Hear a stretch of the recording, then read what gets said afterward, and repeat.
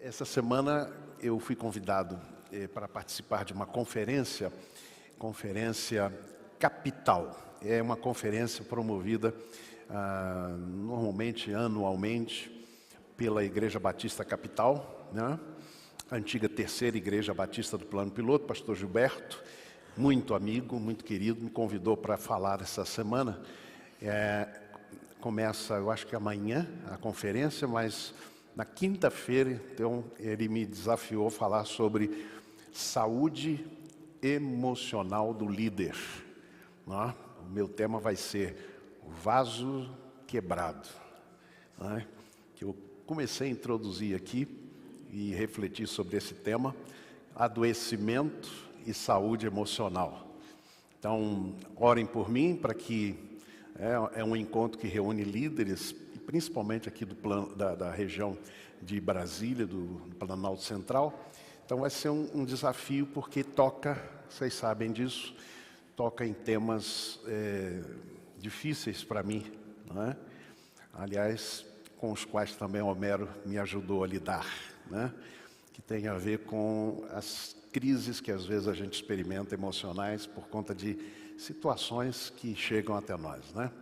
Como é que a gente lida com isso? A gente tem refletido aqui em diversas ocasiões e hoje também nós vamos pensar sobre este tema, tá bom? Não vamos esquecer de orar pelo irmão Gilson Rocha, né? Foi constatada realmente pneumonia. Vamos orar por ele, pela irmã Lilia, né? Estiveram com a gente no culto, lá no culto da colheita, né? Inclusive, mas enfim, tem enfrentado, o irmão Gilson especialmente, tem enfrentado muitos desafios. E a Fátima, que fez cirurgia, né? Teve alta, graças a Deus, está bem. Vamos continuar orando então também por ela, tá bom? Além de acompanhar os nossos irmãos enfermos. Abra sua Bíblia, o texto de Gênesis 37, e esse é o número 1, cura para famílias feridas. Esse é um tema, como eu disse, que já tratei aqui em diversas ocasiões, a partir de diversos textos, não?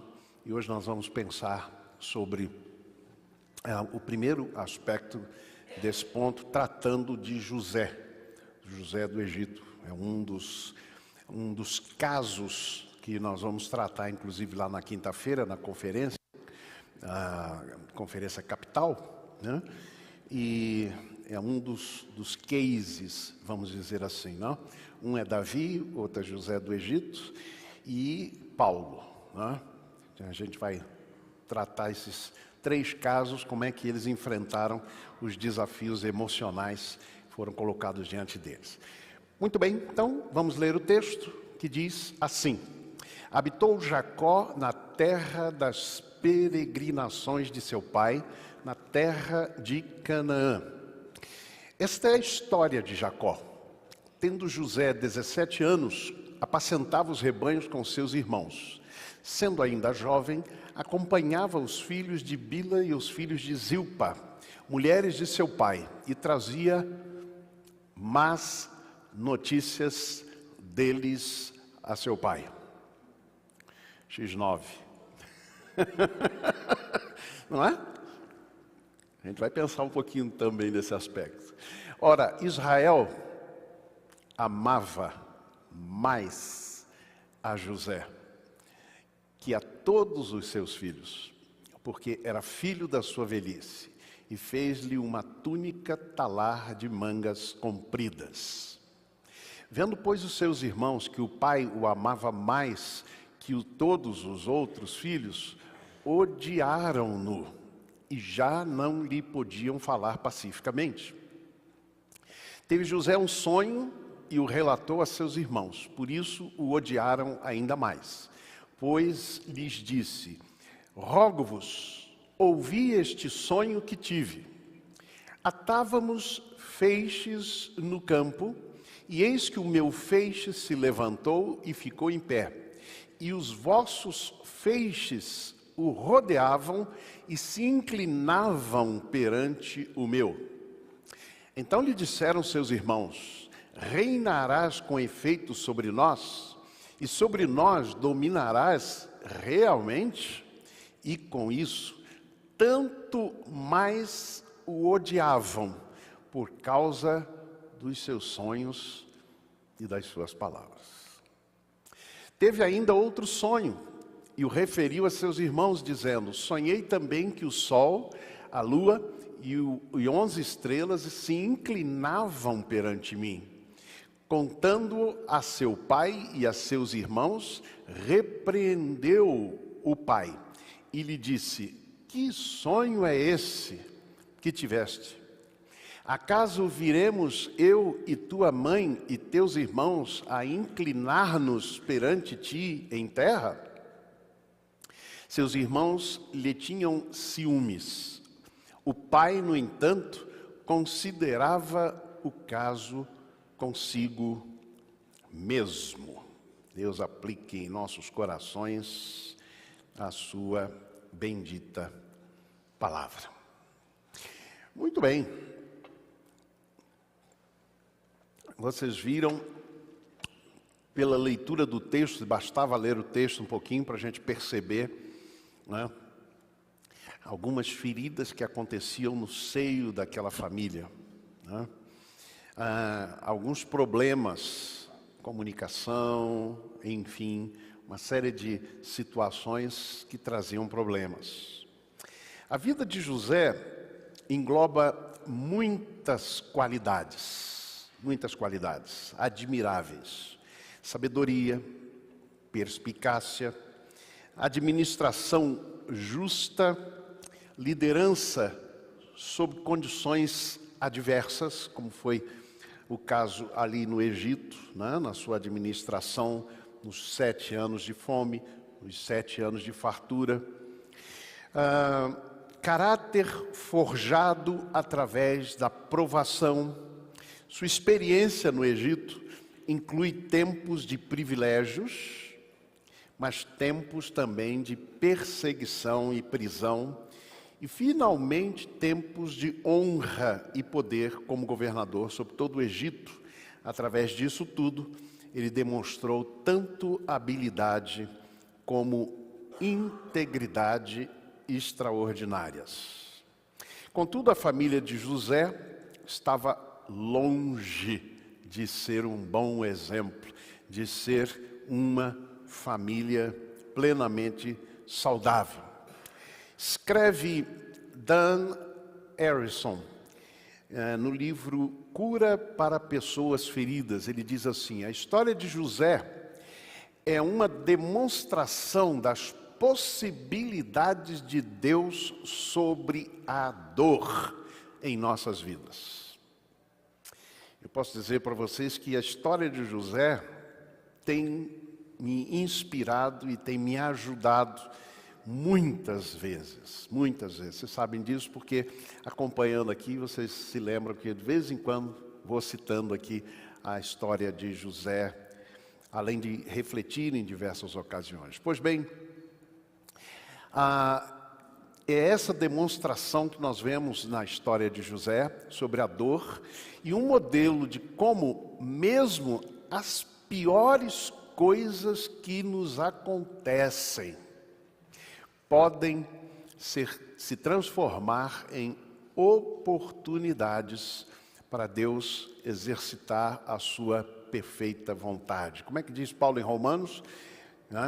Para que experimenteis qual seja a boa, agradável e perfeita vontade de Deus. Eu vejo isso sempre num processo crescente, né? É difícil às vezes fazer a vontade de Deus. A gente tem consciência em muitos momentos do que é exatamente o que Deus quer da gente, o que Ele requer de nós. E eu sei que é difícil às vezes fazer, e a gente às vezes vai lá e faz assim: tá, eu vou fazer, vou tentar. E aí a gente experimenta que ela é boa. Mas com o passar do tempo, na medida que nós vamos vivenciando essa experiência da vontade de Deus, a gente experimenta que ela é agradável. Para finalmente a gente concluir que ela foi o canal e aquilo que Deus planejou para nós como perfeito. Perfeito. Assim foi em nossa vida familiar no ano 2016, né, quando experimentamos 2017, 2018, 2 anos seguidos, quando a gente experimentou lutas e desafios, o maior da nossa vida, mas a gente pôde experimentar no começo a vontade boa de Deus, a gente começou a perceber que ela era agradável, mas finalmente a gente concluiu que em vários aspectos Deus mostrou que tinha um plano perfeito. Não para provocar aquilo que a gente vivenciou, mas para transformar. Esse é um dos aspectos da história de José. Deus não provocou, planejou e botou em ação um plano que envolvia José ser vendido por seus irmãos ou sofrer até um atentado contra a sua própria vida. A intenção era matá-lo, sim, inicialmente, mas convencidos lá, acho que foi por Rúben ou Judá, ou os dois, né? Acho que foi os dois, convencido por esses irmãos, eles disseram, não vamos atentar, não vamos botar a mão nele, não vamos sujar as nossas mãos de sangue, vamos só vendê-lo. Vamos vender e vamos fazê-lo sumir das nossas vidas. Pois bem, essa é a história de José. Por isso nós vamos pensar sobre isso.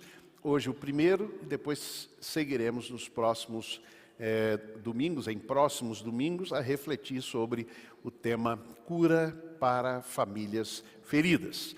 Hoje mais vamos entender um pouquinho a dinâmica dessas feridas, por que elas acontecem, como elas acontecem. E mais adiante vamos pensar em como, de fato, devemos e podemos superá-la. Quem sabe ela nos ajude a mudarmos até atitudes que muitas vezes nós podemos tomar em nossas famílias, em nosso convívio familiar e até eclesiástico, porque somos também família de Deus. Quem sabe isso não vá mostrando e alertando de algumas atitudes que podem ser prejudiciais à saúde familiar, à nossa saúde também espiritual. Pois bem, a primeira coisa que quero mencionar com vocês é permanecendo na terra da promessa. O texto diz assim, versículo 1 deste capítulo 37, mantenha sua Bíblia, seu tablet, seu celular aberto, que vamos usar aí vários versículos, não? Diz assim que habitou Jacó na terra das peregrinações de seu pai, na terra de Canaã. Esta é a história de Jacó. Há uma questão aqui nas palavras utilizadas muito importante. Habitou Jacó, tá? Vamos lembrar que em capítulo 32, o seu nome já fora mudado para Israel. Mas aqui menciona Jacó, novamente aparece o nome Jacó. Habitou Jacó na terra das peregrinações de seu pai, na terra de Canaã. Quem foi o pai de Jacó, gente? Oi? Isaac. Abraão foi o avô. Isso. Então, vamos lembrar de Isaac nessa situação. Ora, a palavra habitar traduz o hebraico yashab. A yashab significa permanecer. É uma habitação não temporária, mas é um lugar fixo. Tá? Esta ideia, portanto, da expressão que é traduzida como habitou Jacó. Tá? Ele permaneceu na terra que seus pais meramente peregrinaram.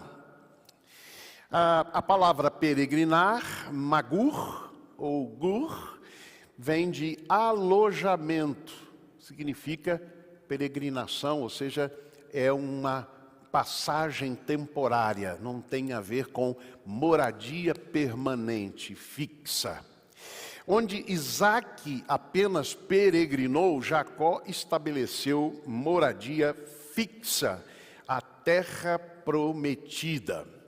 É muito interessante aqui que a gente aprende algumas lições. A primeira delas é que as promessas de Deus estão ligadas à aliança com Deus, a aliança que Deus fez conosco. Nesse caso aqui, a aliança feita lá com os pais e com o próprio Jacó, né? E esta palavra aqui nos ensina a aprender a fixar as nossas raízes na aliança com Deus.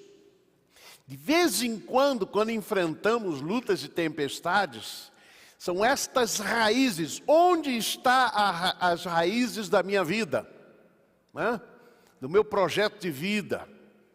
Onde é que elas estão fixadas?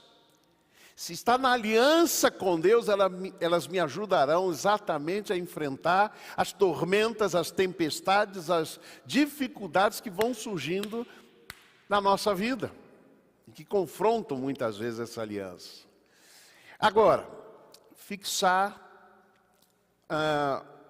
raízes em Deus e nas promessas de Deus não significa que nós seremos perfeitos, que nós estaremos isentos muitas vezes de falhas, de muitas vezes querer voltar atrás. Me chama a atenção este fato de que Jacó, ou Israel, agora é o seu nome, né? O Senhor salva, ele reaparece agora como Jacó. Não só agora, nos capítulos anteriores, em alguns momentos, ele começa a reaparecer. Mas me chamou muita atenção isso. Por que o texto retorna agora a chamar a atenção a este homem que já fora, ou já passara por uma experiência transformadora com Deus lá no Val de Jaboque, e o seu nome foi mudado? Agora você não vai chamar mais suplantador, que é o significado de Jacó, agora você vai se chamar o Senhor salva, Israel. Né? Que é o mesmo sentido, por exemplo, do meu nome, Yoshua. Yoshua, aliás, é o nome de Jesus em hebraico também. Né? Então, portanto, é o nome também de Jesus. Isaías também tem o mesmo sentido, porque tem as mesmas consoantes, a mesma raiz. Então a ideia é que o Senhor agora é quem domina, manda e comanda. Por isso o seu nome foi mudado de Jacó. Porque a história da vida de Jacó, daquele que tentava suplantar e ganhar na esperteza, não é? Na esperteza. Então ele vende o direito, ou compra o direito de primogenitura do seu irmão, não é? Ismael, ele compra aliás, Esaú, não Ismael, Esaú, né? Ele compra o direito de primogenitura, eu lembrei aqui por causa de Esaú, quando Hebreus fala de Esaú, né? Que desperdiçou, né? Abriu mão do direito de primogenitura por um prato de lentilhas. A minha mãe gostava muito de fazer prato de lentilha. O dia que ela fazia, especialmente no domingo, um prato de lentilhas com aquele bife bem, com molho de tomate. Estou só lembrando aqui, né? A Débora aprendeu a fazer muito melhor do que a da minha mãe. Vai que ela está ouvindo lá, né? Vai que ela está ouvindo. Ela dizer, você disse que a lentilha que tua mãe fazia era melhor? Então agora eu não faço mais, né? Então, Débora, vamos lá. Então é importante a gente perceber isso.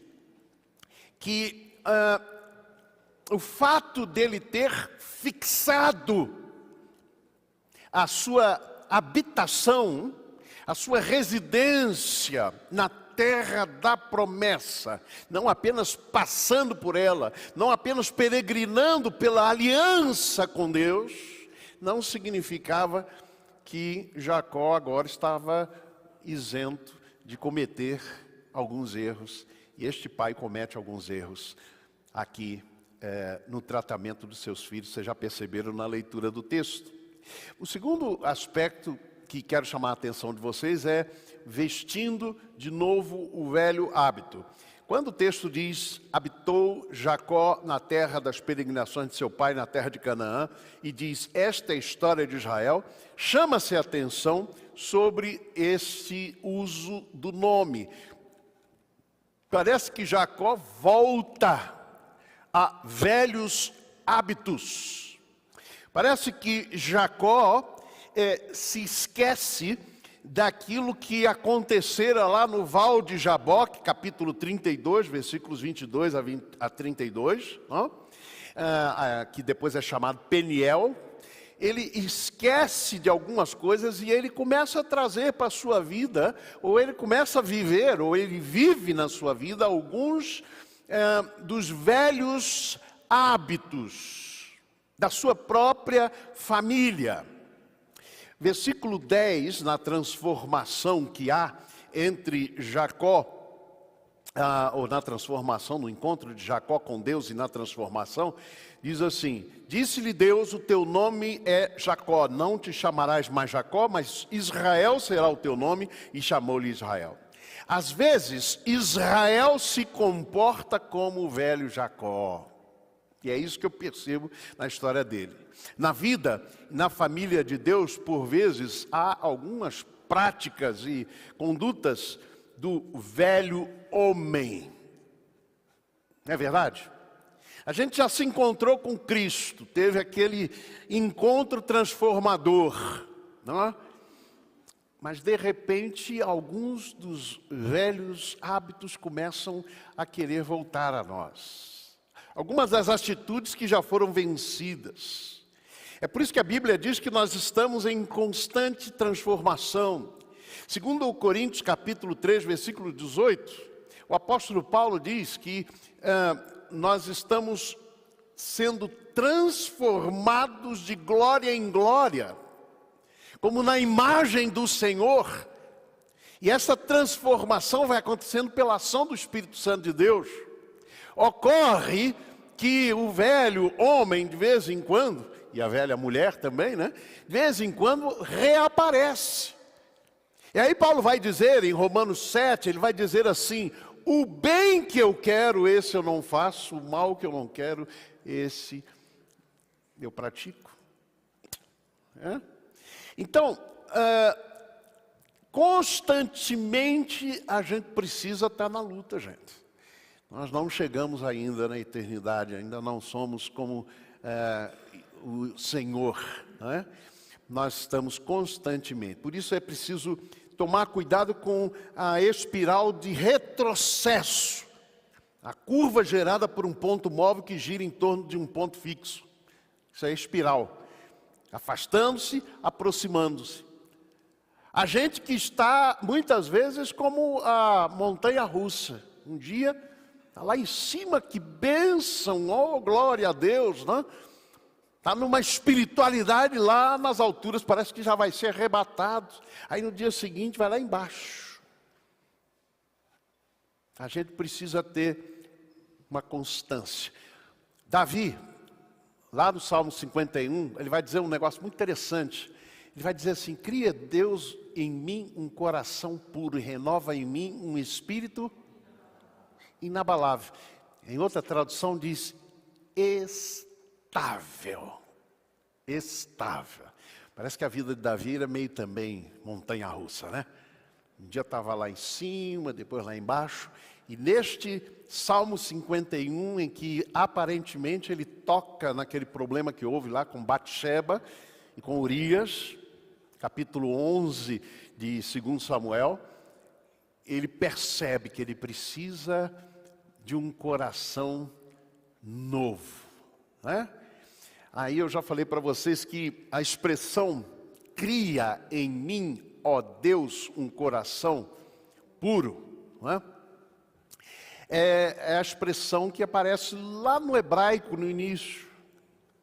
A palavra criar é o verbo bará do hebraico. Está lá no início, no princípio, Bereshit bara Elohim ve'et haaretz, diz lá no hebraico. Não? Isso eu aprendi lá quando eu fazia hebraico no seminário, hein, gente? Nunca esqueci. Bereshit bara Elohim ve'et haaretz. Ou seja, no princípio criou Deus os céus e a terra. Sabe por que o bará é importante aqui? Porque bará significa criou do nada. Os teólogos chamam isso de creatio ex nihilo, ou seja, criação do nada.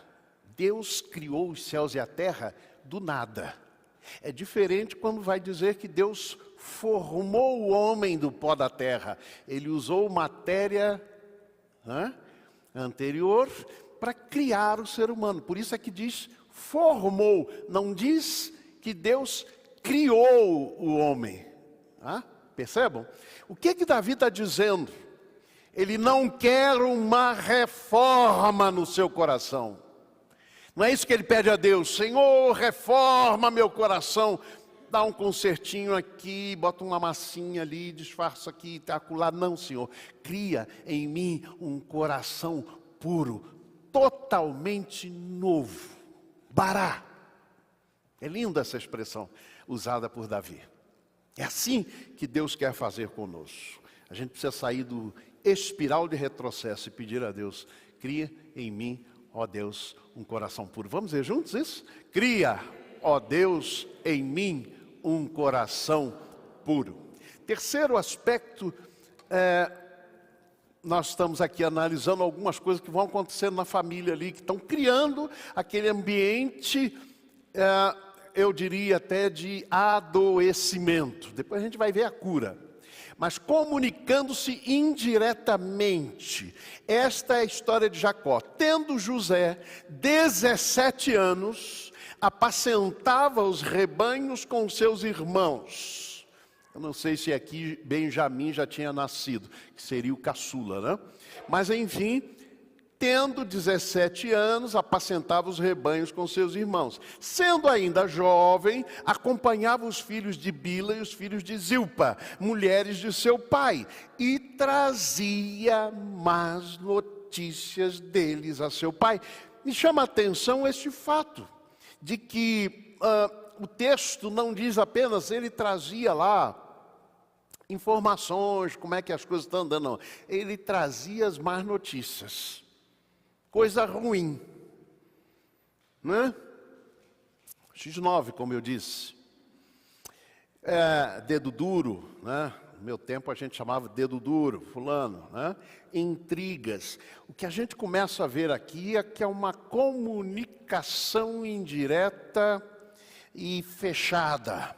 Não é uma comunicação aberta que vai acontecendo no seio da família.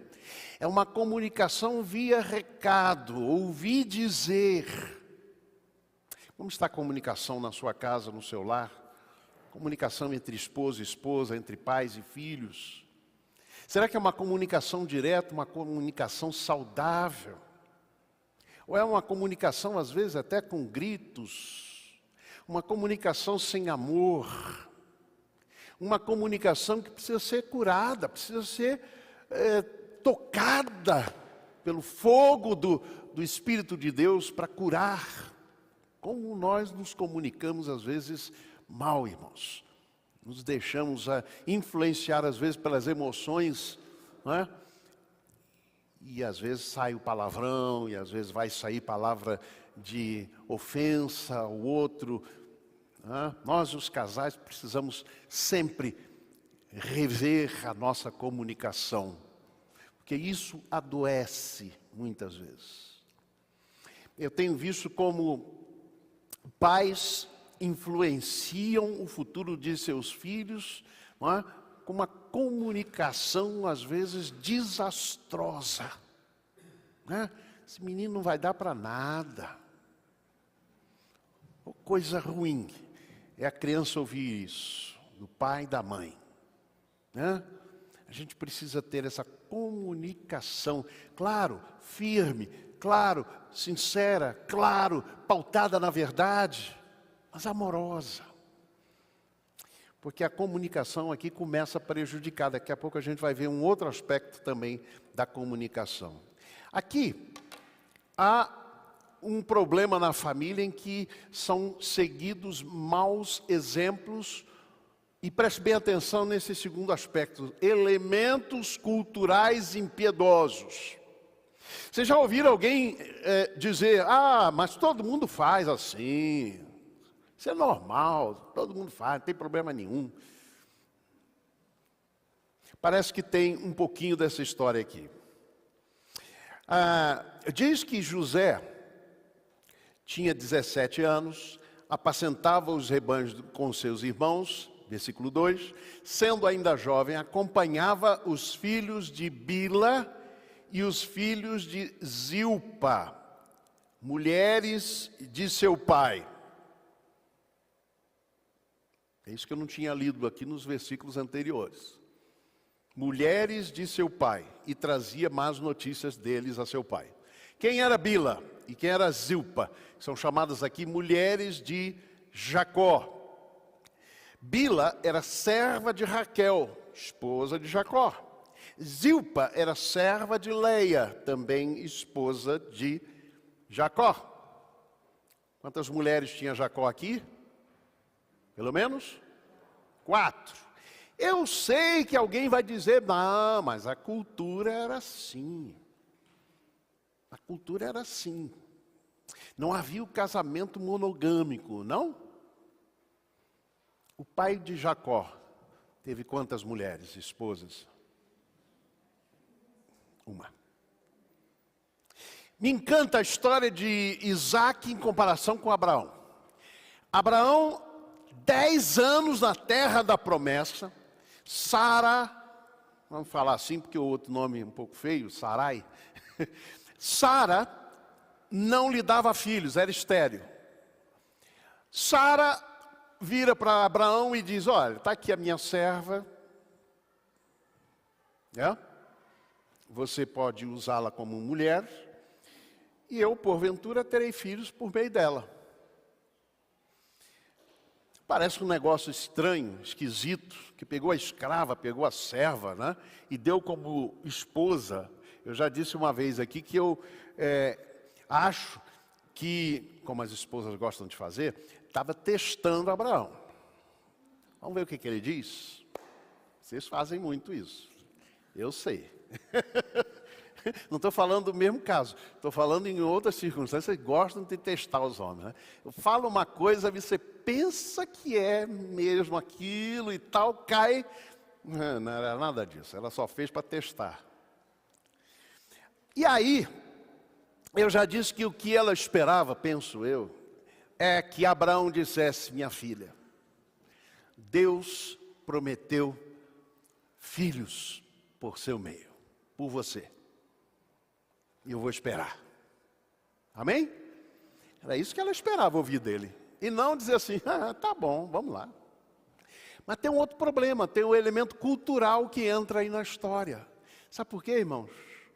Porque tanto no caso de Jacó, como nesse caso, havia um aspecto da cultura lá de Ur dos Caldeus, lá da Mesopotâmia, que fora trazido para a realidade deles agora.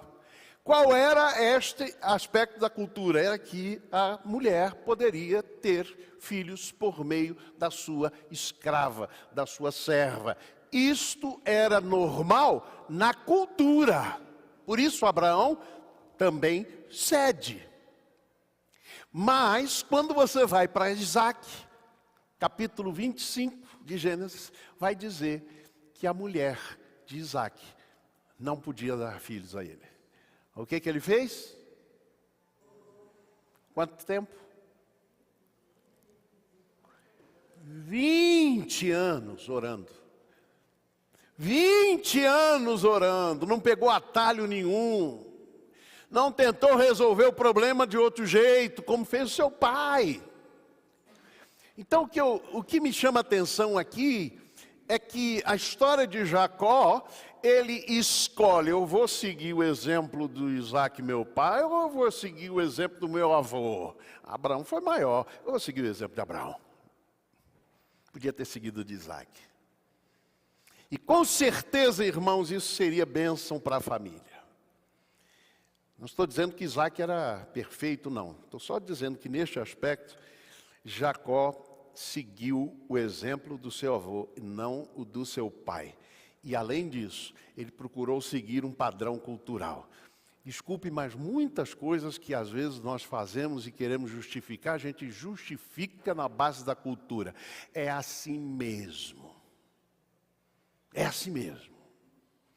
Eu tomei um choque cultural muito grande quando eu fui para a Alemanha, viver na Alemanha, vivi lá 5 anos e meio, e eu tomei um choque cultural muito forte, porque no Brasil, por exemplo, a nossa cultura é do jeitinho, é das meias palavras, é a gente não dizer a coisa francamente. E o alemão, que a gente diz, alemão é muito seco, né?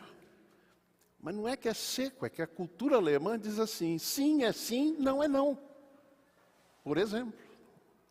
Então você recebe um convite na Alemanha, ou você convida alguém para ir à sua casa, ele não quer ir, ou ele não vai, ele diz não.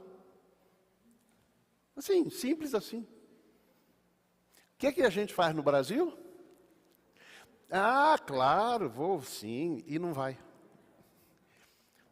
Eu tomei um choque cultural, estou citando apenas um dos exemplos, mas a gente toma esse choque cultural. Então é preciso ver que algumas coisas na nossa cultura, não estou me referindo só a isso, mas a tantos outros aspectos, há muitas questões na nossa cultura que são pecaminosas, são antibíblicas.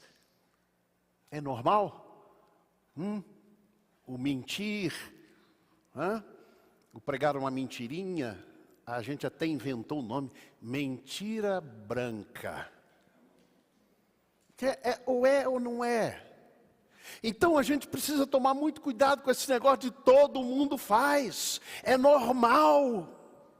A gente precisa viver uma vida à luz da palavra de Deus. Então não era a vontade perfeita de Deus, por exemplo, essa situação. O casamento lá, no princípio, ele era monogâmico e indissolúvel. É isso que está lá na palavra do Senhor. Jacó parece que estava sempre voltando algumas coisas do passado, embora tivera um encontro transformador com o Senhor. Quinto lugar, aí a gente está começando a chegar em alguns aspectos difíceis. Quem ama mais a um, ama menos a outro. Irmãos, o texto diz no verso 3, ora Israel, é interessante que voltou o nome Israel novamente. Ora Israel amava mais a José que a todos os seus filhos, porque era filho da sua velhice. Tudo se justifica com a velhice, já notou? Eu agora já sou idoso. Tem uns privilégios, irmãos. Eu posso falar o que eu quiser. O pessoal vai dizer, já está velhinho, deixa ele falar o que ele quiser. Não é assim? Não é? Minha mamãe querida está com 99. Então, hoje em dia, às vezes, ela diz alguma coisa para a gente. Entre nós, filhos, a gente diz, mamãe está com 99, pode dizer o que quiser. Velhice justifica tudo, até amar um filho mais do que os outros. Pastor, mas isso é normal. Será?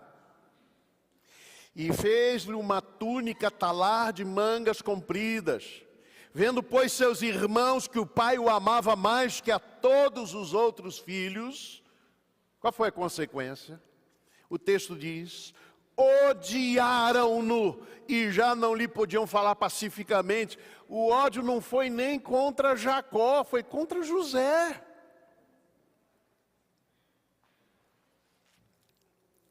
Capítulo 25, versículo 28. Eu disse que Isaac não era perfeito. Sabe o que diz? Capítulo 25, versículo 28. Isaac amava a Esaú, Rebeca amava Jacó. Quem ama mais a um, ama menos a outro. Então vocês, casais jovens que têm 2 filhos, 2 filhas, viu, Diogo? Já se prepara aí. Não é?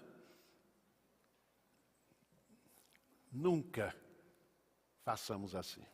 Nunca. Mesmo amor.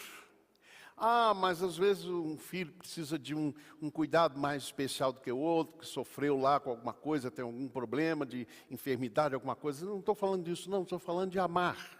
Amar. E quem ama, cuida. E quem ama, trata com carinho, com atenção necessária. Israel seguiu o exemplo de Isaac e Rebeca. Israel se comporta aqui como o velho Jacó. Isso trouxe consequências para a família. O ódio que os irmãos tinham por José. Era o ciúme, era a raiva, né?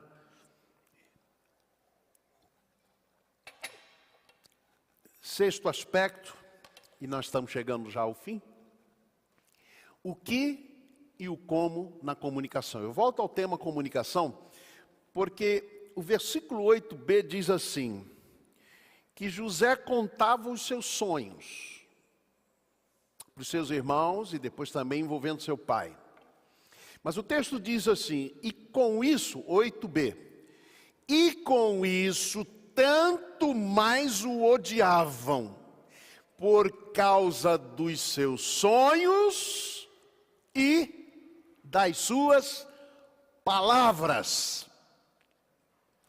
Eu tenho certeza que não era tanto um sonho, era como esse garoto de 17 anos contava esse sonho. Vocês um dia vão ficar aos meus pés.